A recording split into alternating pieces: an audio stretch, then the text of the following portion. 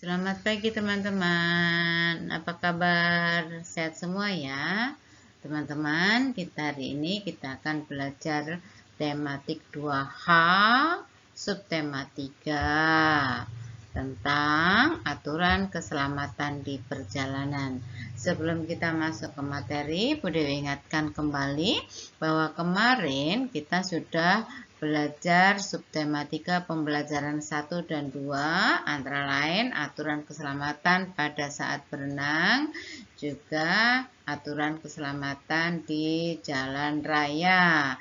Masih ingat nggak rambu-rambu lalu lintasnya? Mudah-mudahan masih ingat ya. Kalau masih ingat, sekarang kita lanjut ya pada pembelajaran berikutnya.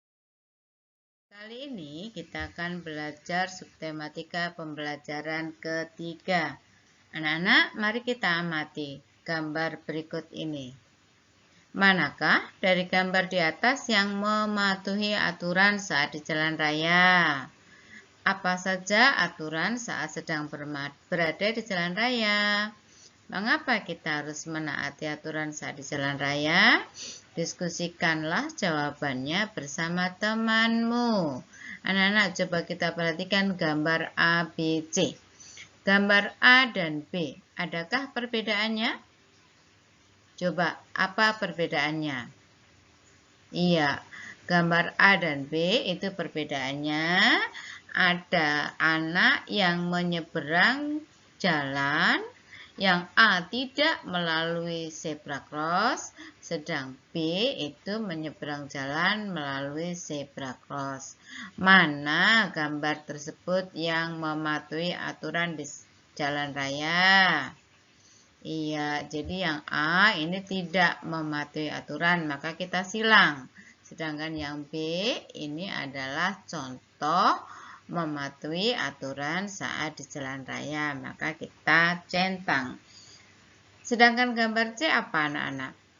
Seorang anak bermain sepeda di jalan raya di antara mobil-mobil. Boleh tidak? Iya, tidak boleh karena membahayakan diri sendiri dan pengguna jalan yang lain. Sehingga pada gambar C itu termasuk tidak mematuhi aturan saat di jalan raya, maka kita silang. Jelas ya? Sekarang mari kita membaca teks berikut ini. Ayu mematuhi aturan di jalan raya. Di jalan sering terjadi kecelakaan. Kecelakaan terjadi karena pengguna jalan tidak patuh terhadap aturan lalu lintas. Contoh kesalahan pengguna jalan adalah sopir menyerobot lampu merah, sopir membawa mobil kebut-kebutan. Tolong digarisbawahi ya. Contoh kesalahan pengguna jalan adalah sopir menyerobot lampu merah, sopir membawa mobil kebut-kebutan. Ayu selalu ingat pesan ayah untuk selalu berhati-hati saat berada di jalan raya. Ayu dan teman-teman pulang sekolah. Ayu dan teman-teman menyeberang pada zebra cross di jalan A Yani. Zebra cross adalah tempat yang disediakan untuk menyeberang jalan. Anak-anak, dalam cerita tadi atau bacaan tadi, kita akan menemukan tanda titik. Mana sajakah tanda titik itu? Ayo kita lingkari yuk bersama-sama. Yang pertama, ya, setelah kecelakaan. Yang kedua, setelah lalu lintas. Yang ketiga, setelah kebut-kebutan. Yang keempat, setelah jalan raya. Kemudian yang kelima, itu setelah kata sekolah. Yang keempat, setelah A. Kemudian berikutnya setelah Yani. Kemudian yang terakhir adalah setelah jalan. Anak-anak, Ada yang beda tidak? Ada yang beda dengan biasanya tidak penggunaan tanda titik pada bacaan ini? Kalau kemarin tuh tanda titik digunakan pada akhir kalimat. Tanda titik juga digunakan untuk menunjuk waktu.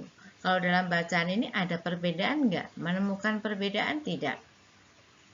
Iya, kita perhatikan pada kata jalan A titik yani titik. Mengapa tanda titik digunakan di tengah? Kita akan pelajari itu selanjutnya ya. Anak-anak, sekarang kita akan belajar penggunaan tanda titik. Kita perhatikan pada kata jalan A titik yani titik. Pada kata jalan A titik yani titik, A itu dipisahkan dengan titik dengan kata yani. Karena A ini ya, A itu ada titiknya, kemudian yani itu ada titiknya. A di sini untuk memisahkan singkatan nama. A itu singkatan dari Ahmad. Jadi lengkapnya Ahmad Yani. Kalau di belakang kata Yani itu karena akhir kalimat. Jadi penggunaan tanda titik selain pada akhir kalimat berita atau kalimat pernyataan, juga untuk penunjuk waktu yaitu jam ya, kemarin sudah kita pelajari. Dan yang ketiga adalah pada akhir singkatan nama. Jelas ya? Kita akan berikan contoh pada berikut. Anak-anak, kita buka halaman 95 ya. Contoh penggunaan tanda titik pada singkatan nama orang. Contohnya 1. W.R. Supratman. W itu singkatan dari Wage, R-nya Rudolf, terus Supratman. Karena terlalu panjang, maka disingkat W.R. Supratman. Kemudian yang kedua, Moh titik Yamin. Kenapa Moh itu diberi tanda titik? Karena Moh itu merupakan singkatan dari Muhammad, sehingga diberi tanda titik. Yang ketiga, Jenderal A titik H titik Nasution. A dan H itu juga singkatan, maka diberi titik, singkatan dari Abdul Haris Nasution. Anak-anak, itu adalah contoh penggunaan tanda titik pada singkatan nama orang. Kita akan belajar selanjutnya. Sekarang kita akan menyimak. Simaklah teks berikut ini yang akan dibacakan oleh gurumu. Kita perhatikan baik-baik ya. Aturan keselamatan di jalan raya. Peraturan di jalan raya diciptakan untuk menjaga keselamatan semua pengguna jalan. Beberapa aturan di jalan raya diantaranya sebagai berikut. 1. Menyeberang di tempat penyeberangan. Saat akan menyeberang, itu menoleh ke kanan, ke kiri, dan ke kanan lagi. 2. Menyeberanglah saat tidak ada kendaraan yang lewat. 3. Berjalanlah di trotoar. Jadi trotoar itu tempat pejalan kaki ya. 4. Tidak bermain di sekitar jalan raya, misalnya bermain layangan di jalan raya itu juga tidak boleh. Bermain sepeda di jalan raya itu juga tidak boleh karena akan membahayakan pengguna jalan. Yang kelima, tidak membuang sampah sembarangan karena akan mengganggu pengguna jalan karena pemandangannya menjadi kotor. 6. Tidak berdiri di belakang kendaraan yang sedang berhenti. Itu berbahaya ya. Coba sebutkan aturan mana saja yang pernah kamu langgar saat berada di jalan raya. Pernah nggak kalian melanggar aturan, salah satu aturan yang Ibu Dewi bacakan tadi? Pernah ya? misalnya membuang sampah sembarangan. Nah, kalau sudah hal itu melanggar peraturan, sudah tahu hal itu melanggar peraturan, jangan dilakukan ya. Selanjutnya, kita akan mengamati gambar. Perhatikan gambar berikut ini. Peristiwa apa yang terjadi pada gambar di samping? Menurutmu, apa penyebab terjadinya peristiwa pada gambar tersebut? Bagaimana cara mencegah agar peristiwa tersebut tidak terjadi? Nah, kira-kira apa sih yang terjadi pada gambar di samping? Iya, ada tabrakan di jalan. Itu sepertinya di perempatan karena ada lampu lalu lintas. Di situ ada lampu lalu lintas. Yang mobil biru ini menerobos jalan, padahal lampunya menyala merah. Kalau lampu menyala merah harusnya semua pengendara berhenti, tapi mobil yang warna biru ini terus sehingga tertabrak dengan mobil yang warna pink. Jadi peristiwa yang terjadi itu adalah kecelakaan atau bertabrakan. Apa penyebabnya? Apa ayo? Tidak mematuhi rambu lalu lintas di jalan raya. Tidak mematuhi seperti apa? Saat lampu menyala warna merah, yang seharusnya mobil itu berhenti, tetapi tetap berjalan sehingga tertabraklah mobil yang dari arah lain. Anak-anak itu tolong diperhatikan ya, supaya kalian tahu apa akibatnya kalau melanggar peraturan lalu lintas. Sangat berbahaya. Sekarang ayo membaca tematik halaman 104. Kita baca ya, kita baca. Bu Dewi membaca, kalian di rumah juga membaca. Sekarang kita akan membaca. Bacalah teks berikut ini. Hari Minggu, Ayu, Wira, dan Bion pergi ke toko buku. Toko buku terletak di Jalan Moh.Hatta. Mereka pergi diantar oleh Ayah Bion menggunakan angkutan umum.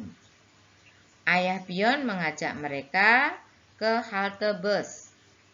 Dari halte mereka akan menaiki bus kota menuju Jalan Moh.Hatta.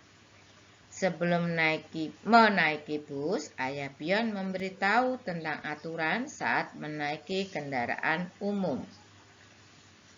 Ayah Bion, anak-anak, jika kalian ingin naik bus kota, kalian harus naik dari halte. Saat bus datang, jangan dulu naik sebelum bus benar-benar berhenti. Bion, baik Ayah. Wira, di mana kita harus turun, Paman? Ayah Bion, nanti kita turun di halte Moh.Hatta. Ayo, mengapa kita tidak turun di depan toko buku saja, Paman?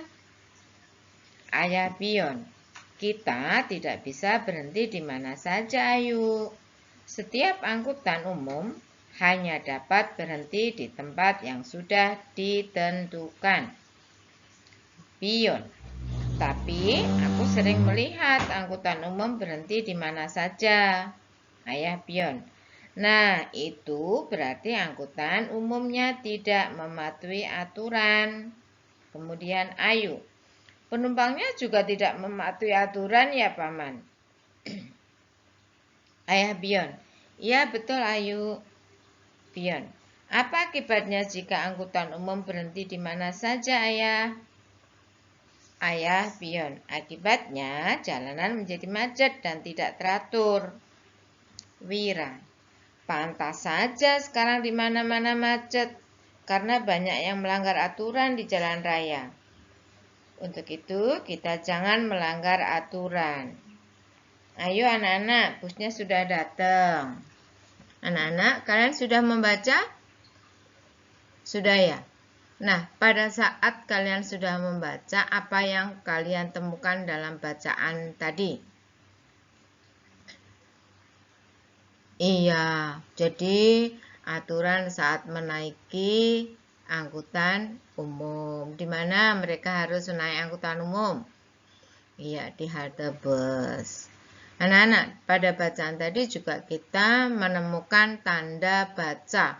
Ada koma, ada titik, ada tanda tanya. Tahukah kamu apa itu tanda tanya? Iya, tanda tanya terdapat pada akhir kalimat tanya. Kita cari yuk tanda tanya. Kita lingkari tanda tanyanya. Iya, yang pertama. Setelah kata paman, berarti kalimat pertanyaannya adalah di mana kita harus turun paman, itu kalimat pertanyaan, maka diakhiri dengan tanda tanya. Kalimat tanda tanya berikutnya. Iya, kalimat pertanyaannya, mengapa kita tidak turun di depan toko buku saja paman? Itu juga kalimat pertanyaan.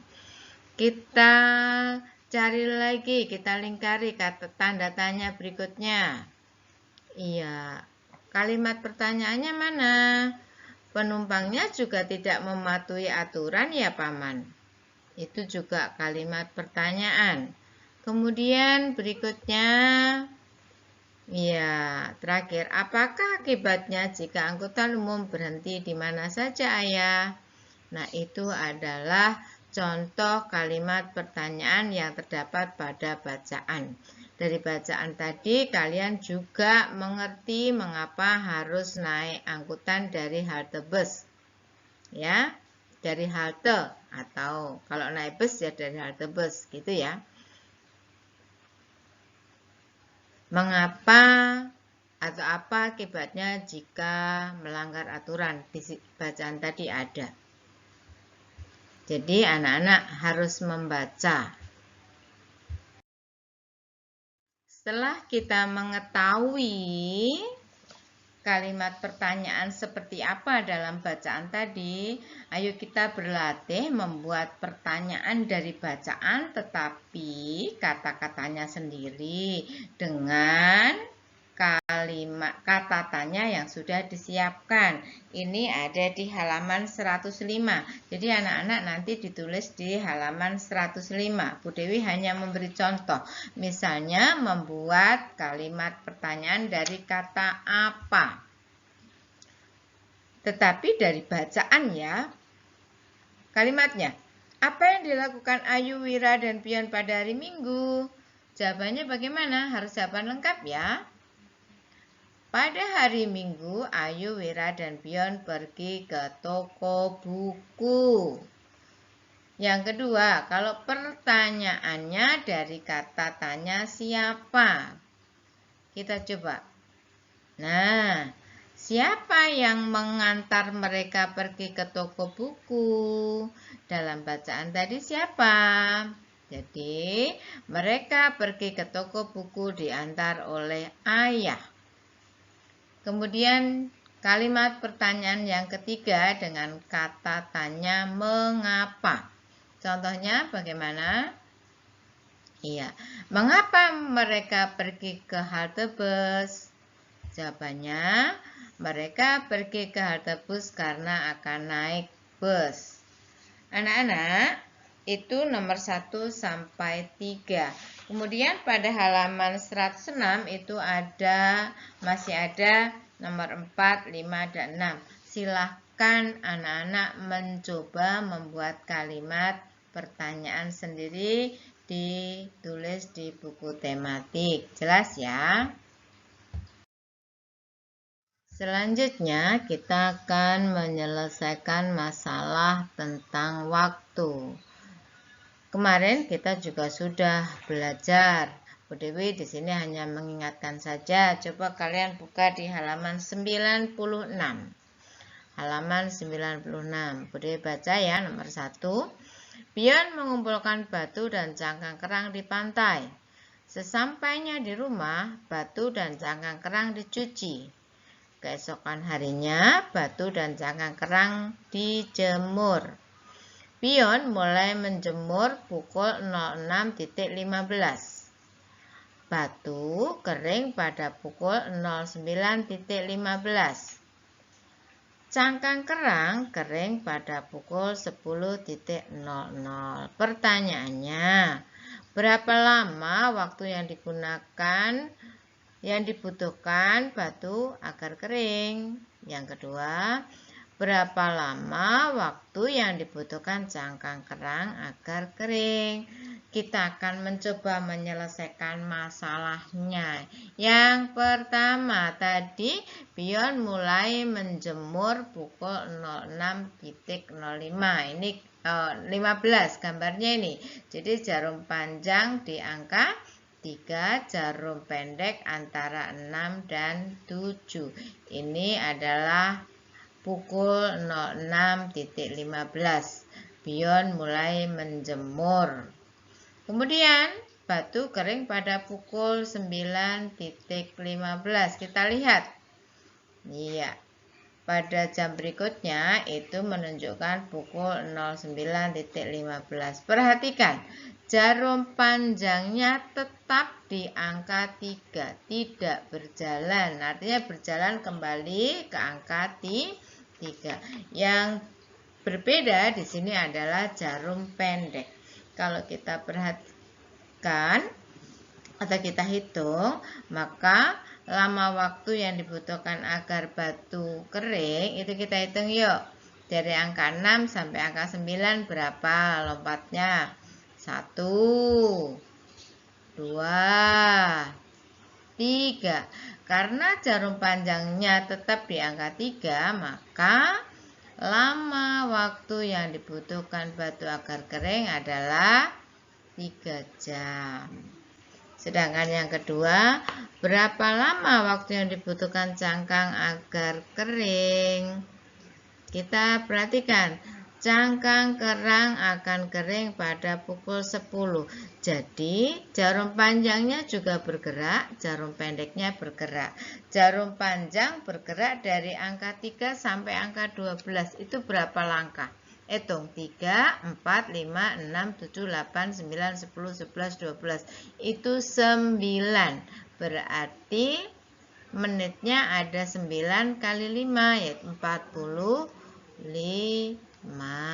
Sedangkan jarum pendeknya bergerak dari antara 6 sampai 10 ya. Itu kita ngitungnya bukan dari 6 tetapi dari 7. Jadi berapa dari 7 sampai ke 10 itu 3. Sehingga lama waktu yang dibutuhkan cangkang kerang agar kering adalah 3 jam 45 menit. Jelas ya anak-anak? Untuk nomor-nomor selanjutnya, nomor 2 dan nomor 3, halaman 96 dan 97, silakan dikerjakan untuk latihan ya. Kalau tidak bisa boleh bertanya dengan mamanya. Ya. Anak-anak, selain jam ada satuan waktu lainnya. Apakah itu? Kita lihat. Pernah kalian melihat kalender? Pernah, pastinya di rumah kalian juga ada kalender ya, atau penanggalan. Nah, Bude contohkan kalender bulan Mei tahun 2022. Kita perhatikan, ada berapa hari di bulan Mei? Berdasarkan penanggalan atau kalender ini, bulan Mei itu ada 31 hari.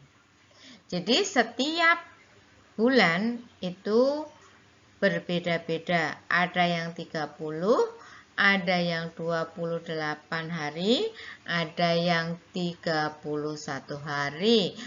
Bahkan ada yang 29 hari itu untuk bulan Februari di tahun Kabisat. Apa itu tahun Kabisat?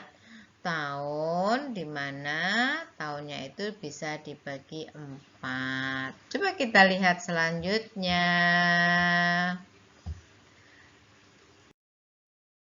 Selanjutnya itu kalender bulan April. Kalau bulan Mei tadi 31 hari, di bulan April ini ada 30 hari. Jadi untuk selanjutnya 1 bulan dalam hitungan matematika itu sama dengan 30 hari.